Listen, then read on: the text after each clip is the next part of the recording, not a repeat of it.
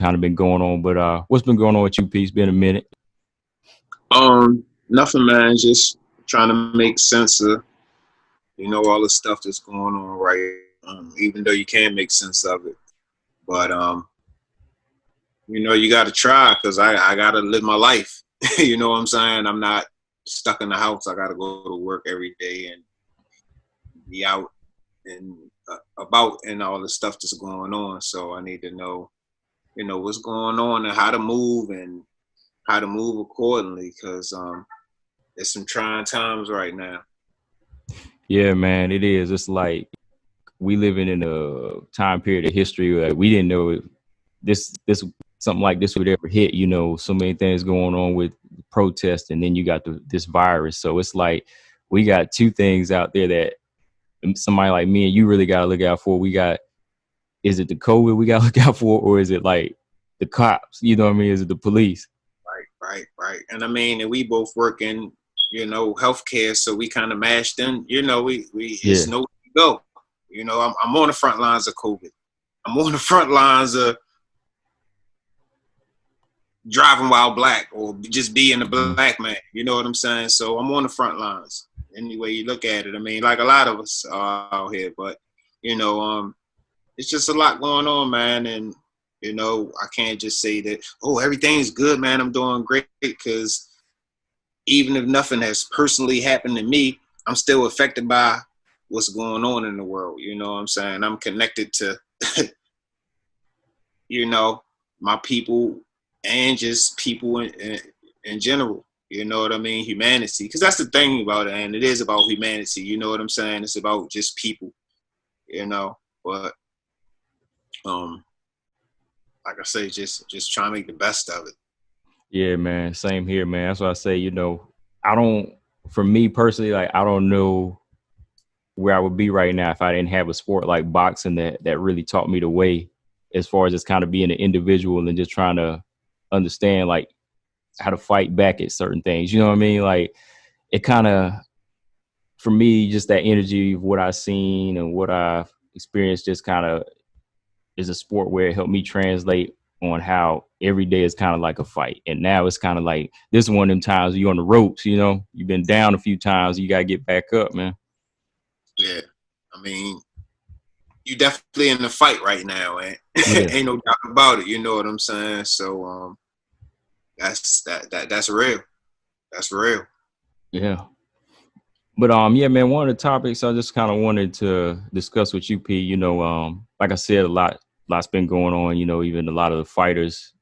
I see a lot of UFC fighters and boxers, they kind of been giving their take on these recent, murders with Breonna Taylor and George Floyd and Ahmaud Arbery.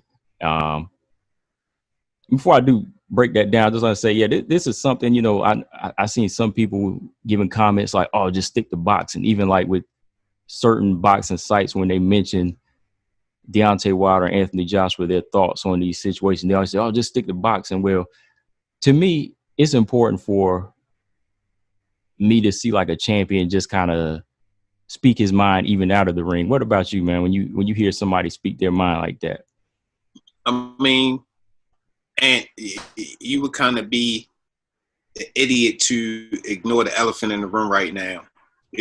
This is what's going on in the world. This is not in a state or a city. This is the world right now. So that's what we have. We have, some of these champions and these people who I don't feel like it's enough of them, or they're doing enough using their platform to speak out on the inequalities in America. Yeah. I mean, that's what it's all about. I mean, Deontay Wilder, you can check his track record. This is nothing new to him. I'm surprised it took him as long as it did to come up with something, but he was doing this when it wasn't popular to do.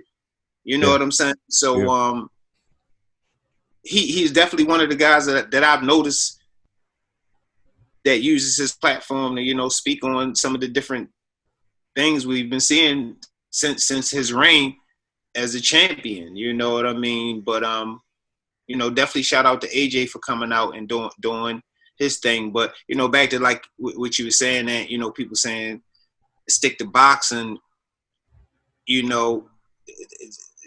this is our platform to really discuss whatever we really choose to discuss. And it's almost like that statement that lady made to LeBron James, when he tried to make some political statements, that's what's going on in America. You know what I mean? I'm not here to entertain anybody. Shut up and dribble statement, right? Yeah, I'm not here to entertain anybody. You know what I'm saying? We're making a dime off this. This is because we like to do it. You know what I mean? So,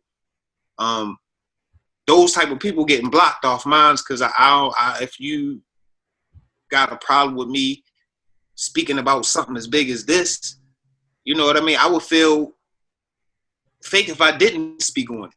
You know what I'm saying? I'm not saying the whole show or getting too deep, but I would feel fake if I didn't speak on it because it's my reality. Mm-hmm. My reality.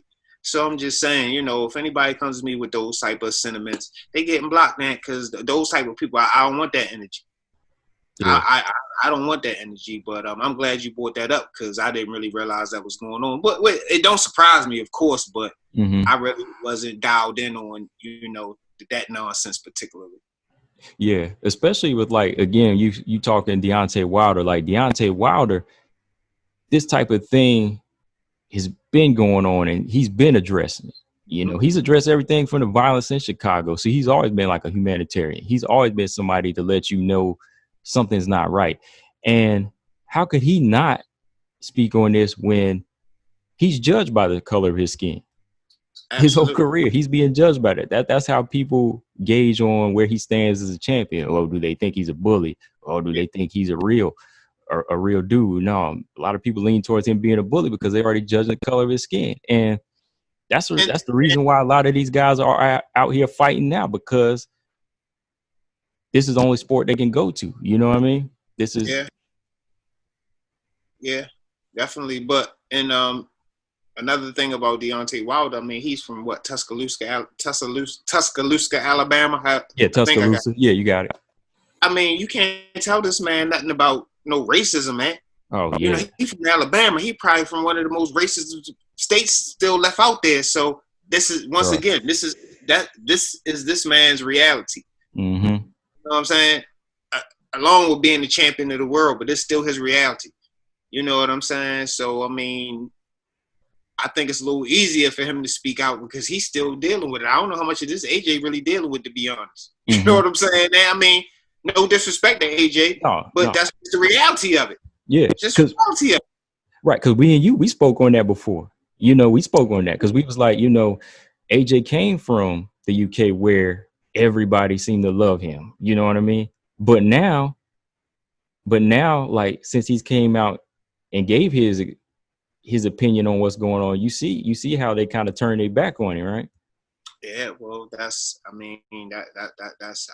it can be because, I mean, AJ, his experience been different than Deontay Wilder's because AJ is a fair-skinned man, which a lot of doors and opportunities were different for him. You know what I'm saying? Mm-hmm. Now, that's not to say he ain't been harassed. He haven't experienced any of it, but to beat Deontay Wilder, to come from the deep South and be a dark-skinned, big 6'7" man, he walking in some shoes not a lot of brothers have walked in before, in my opinion. You know what I'm saying? I mean, I ain't 6'7". I'm